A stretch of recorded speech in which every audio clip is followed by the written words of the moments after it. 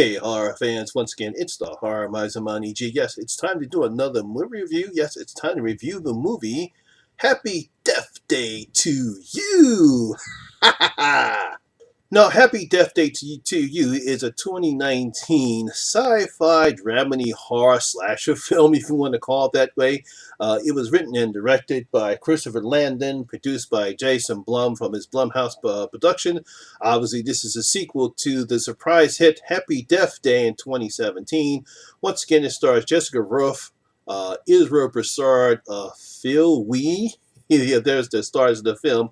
And like I said, this is a sequel to the surprise hit of 2017, Happy Death Day. Now, once again, the premise of this film, we once again find Tree Goldman, Gelman, I think that's how you pronounce her last name.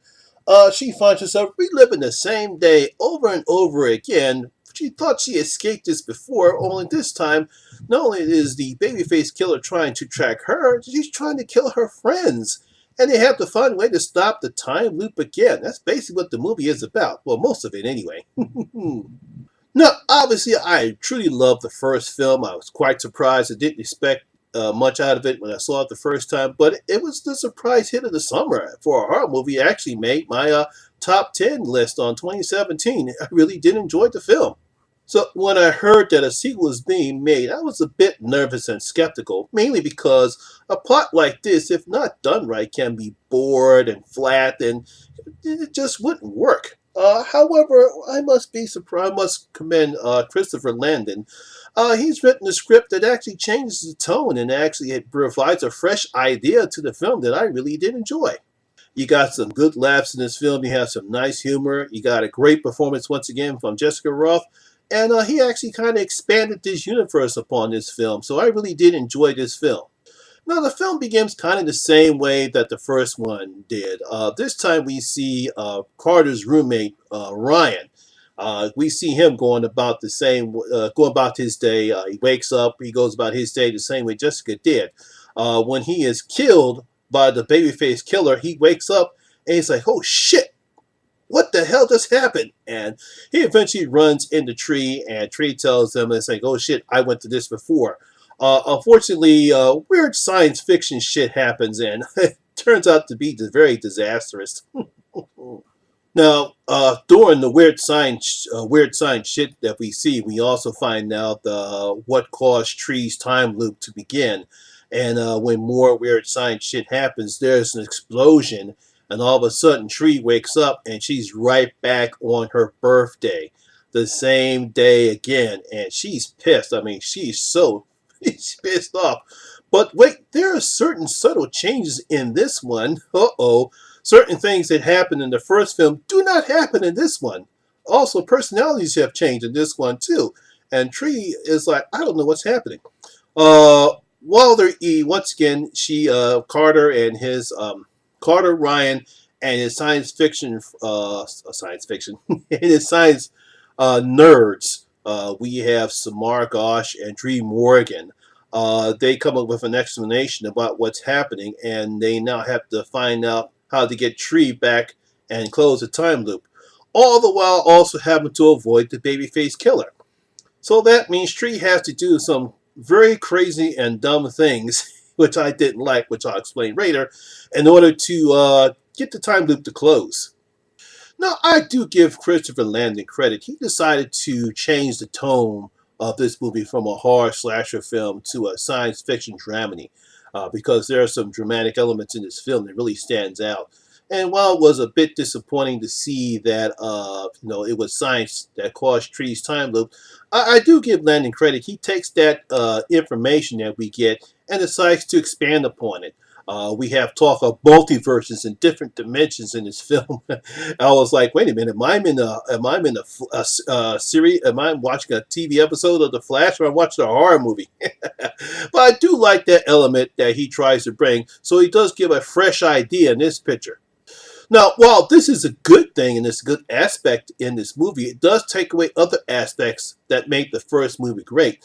One thing I did not like was that it took away the danger that the kills had in the first film. It took away that element of what the purpose of the babyface killer was.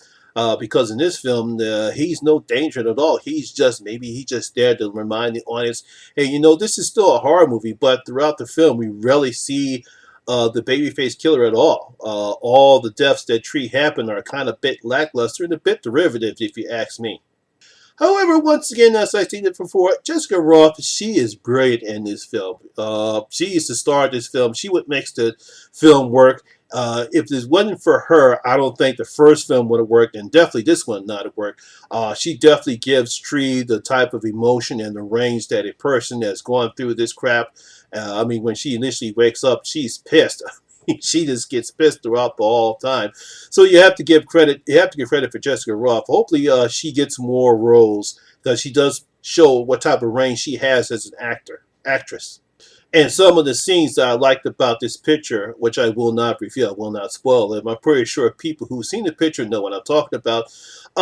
She has to make a decision in this particular picture whether or not should she continue to live in the past or should she move on in the future.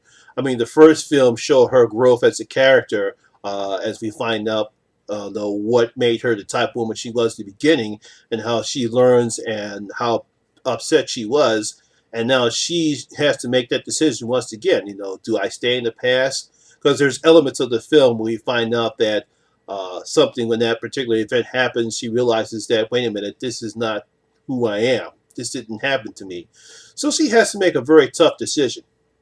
The rest of the cast was pretty good too. Israel Brazard was great as a nice guy Carter. He and Jessica have great chemistry together. We believe their relationship. We believe these two actually truly do love each other.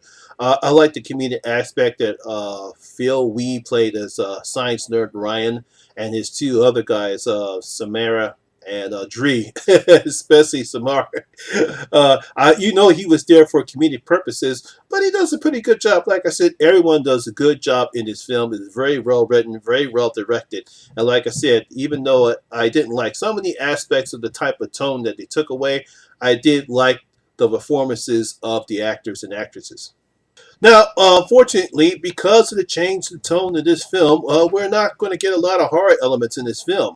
Like I said, I think the only reason why you actually see the babyface killer is just to remind the audience is like, hey, this is still a horror film, but we get very few jump scares. Like I said, there's a few false jump scares. There's no blood. And the revelation of who the babyface killer is a bit lackluster. It's like, that's him? That's the person? Ooh, boy. But overall, I did enjoy the film. Like I said, we have a great... but overall, I did enjoy the film. Like I said, Jessica Roth's performance was excellent. I love the dramatic effect and the change in the tone. Yeah, even though it did take somewhat the horror out of the film, it still was a pretty good film that I enjoyed very much. So, the Horror Miser is going to open up his vault. And I'm going to give Happy Death Day to you 3.5 out of my 5 gold coins. Yes, I'm going to give it 3.5 out of my 5 gold coins. Is it better than the first one? It's a little bit better. I just wish it would have kept the horror elements in it, but it's still a pretty good film, and I recommend you guys see it. So, my horror fans, for those who have seen Happy Death Day to you, did you enjoy the film as much as I did? Did you miss the horror elements out of it? And what do you think about the reveal of the babyface killer? Leave your comments down in the comment section below and tell me what you thought about Happy Death Day to you. So, once again, that's my video for the day, guys. Hope you did enjoy it. And if you did, please give it a thumbs up because it does help the channel a lot. And if this is your first time here, please hit that subscriber button and ring that notification bell. That way you can come and enjoy the horror experience with me, the Horror Miser Monty G. And as always, all my social media links will be in the description box below as well. Once again, my Bloody Valentine contest will end this Monday. So if you have not registered, not registered, put it this way. If you have not subscribed to my channel, put a comment down. I'll leave a flag once again up there, put a card up there. All you gotta do is subscribe to the channel and just leave a comment in the comment section and you get an entry. And like I said, it will end this Monday. Once again, my name is Lamont Smith, better known as the Horror Miser Monty G. And always remember, Horror rules. Vince, take us home. We're out.